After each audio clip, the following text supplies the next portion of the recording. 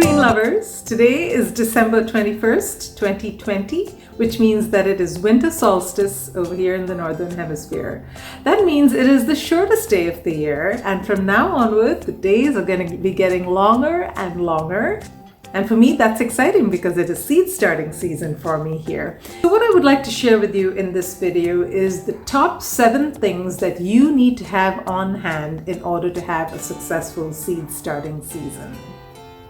I will start with the ones that are probably the most obvious and then work my way towards the ones that are not so obvious. And I'm going to throw in an extra bonus at the end because that is probably going to be something that you have not thought about. But I will tell you, it's going to make the biggest difference in your seed starting experience. So without further ado, let's get to number 1. The first item is probably the most obvious, and that is seeds. Now, a couple of do's with seeds. Do plant seeds that you will enjoy growing, looking at, eating. Don't just grow them for the sake of growing them. There are so many to choose from and it's so easy to get carried away, but stick to the ones that you think you will really enjoy and grow those, because you're going to be spending a lot of time and energy on growing these plants. You want to really grow something that you are going to enjoy, whether that be eating it or looking at it or just experimenting with it or just getting sheer joy from it. And a couple of don'ts. Don't worry too much about seeds being organic, non-GMO. Just buy whatever seeds you feel you want to grow. Things like GMO. The home gardener, average home gardener, will not have access to those seeds for the most part. They're not the ones that get sold in the big box stores. Those things are patented and closely managed by the companies that sell them. They don't sell them to the common gardener.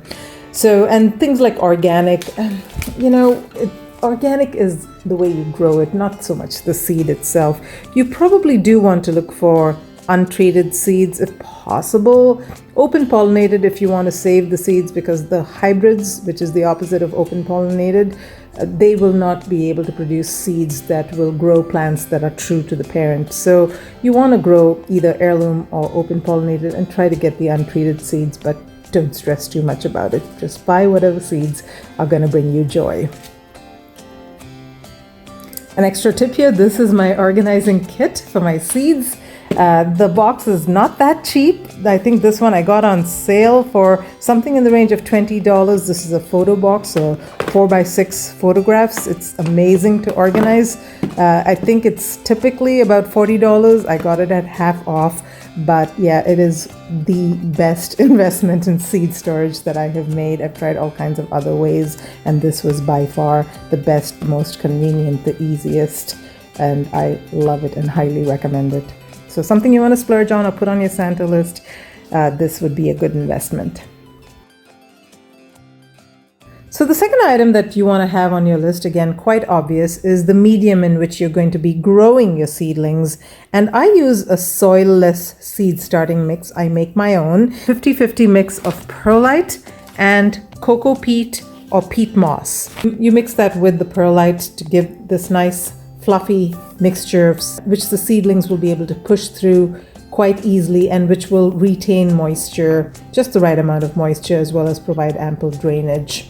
Now, this is a sterile mix. There are no nutrients in it, and you will need to add fertilizer, but just start the seeds. This is all you need. Now, you can go out and buy a seed starting mix, but what you don't want to do is you do not want to go into your garden and dig up some soil and bring that in, because that's just going to be too heavy. It's going to contain little critters from the backyard that you probably don't want to completely eat up your little seedlings as they emerge. So yeah, stick with a soilless mix if possible. And this mixture of 50% peat moss and 50% perlite works just fantastic.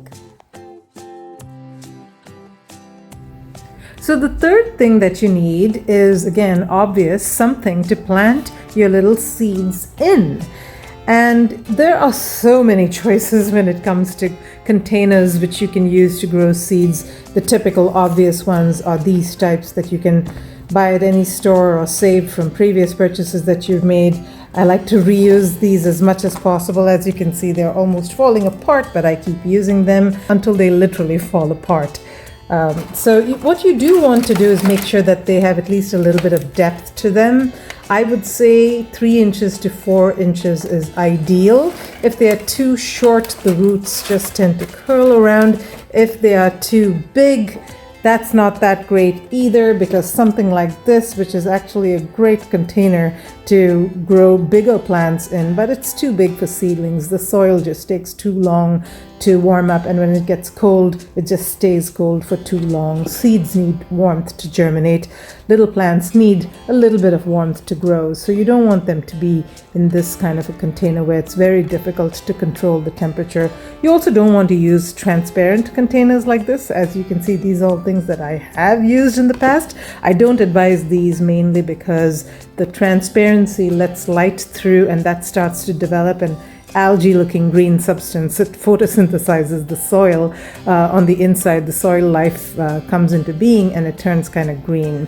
So you probably don't want to use something transparent, but things like this, these are great. These paper cups decompose, so it's really nice to grow in these. You can actually take them directly, just kind of slit it down the side and put it into the soil when you're ready to put this in a bigger pot or in the ground directly.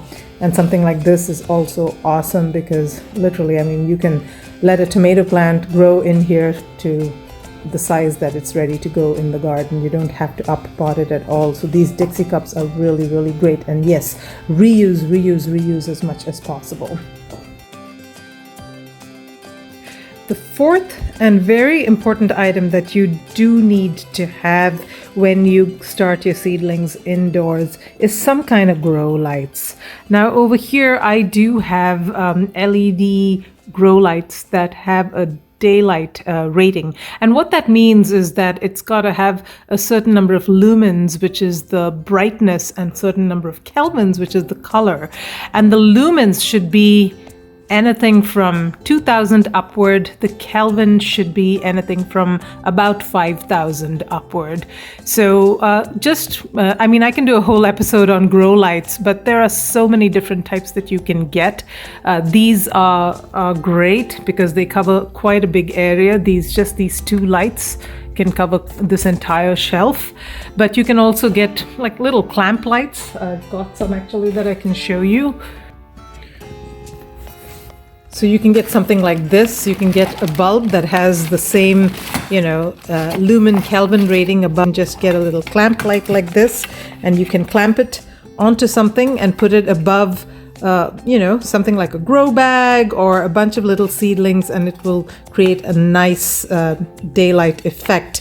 So what typically happens if you do not have grow lights like this is that your seedlings are going to stretch and become leggy because they're going to be seeking out light, and so they're going to be angling themselves in a direction where they think the light source is. But you don't want that to happen because your seedlings are weak when they grow long and leggy like that. So definitely, a grow light is a very worthwhile investment. Get yourself some grow lights. Don't try to put them on a sunny windowsill. It just does not work.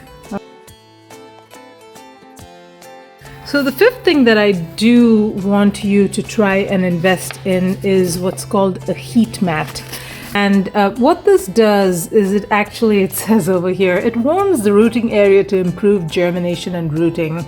Now, seeds typically need a warmer temperature to germinate than they need to grow. So there is a big difference when you start your seedlings on a grow mat versus just trying to start them in soil. And especially in the cool, winter and spring months, you do want to give those seeds some warmth. So yeah, start them on a heat mat and you will be amazed at how many days of germination time you will save because they will germinate so fast.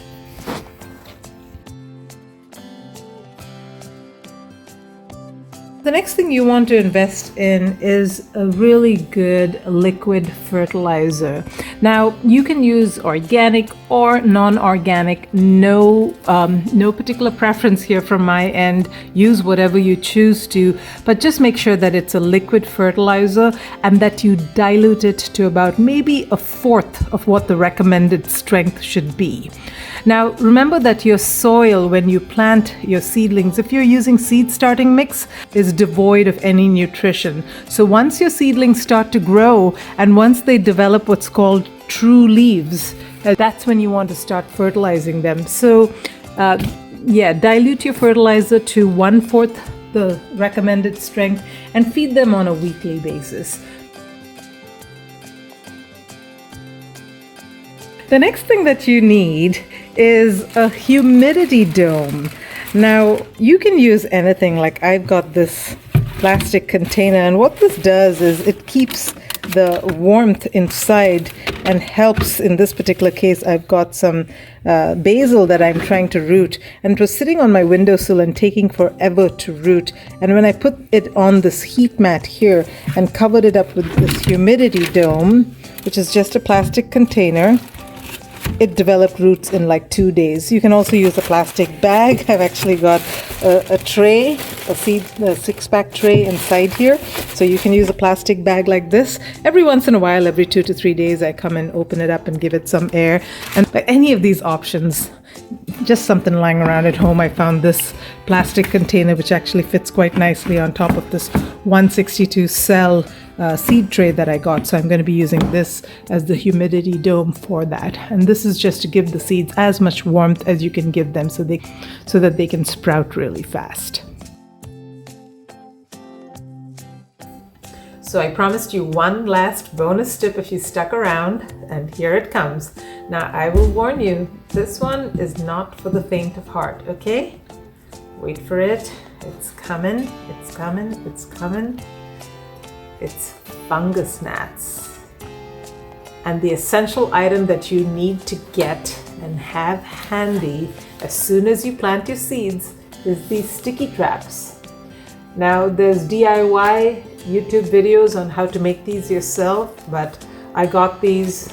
There's 20 sheets of this, and you can cut each one into multiple little pieces and kind of stick them all around your seed starting trays, and these creatures will come from, you won't even know where they come from, but there will be a lot of them that will come and get stuck to it, and that will save your seedlings and they will thank you. So I hope that bonus tip was useful. I hope you found something useful in this video, learned something new. And if you can subscribe to my channel, I would really appreciate it. Give this video a thumbs up, share it with your friends, and join me as I plant my 2021 vegetable garden. Until next time, live green and love your greens.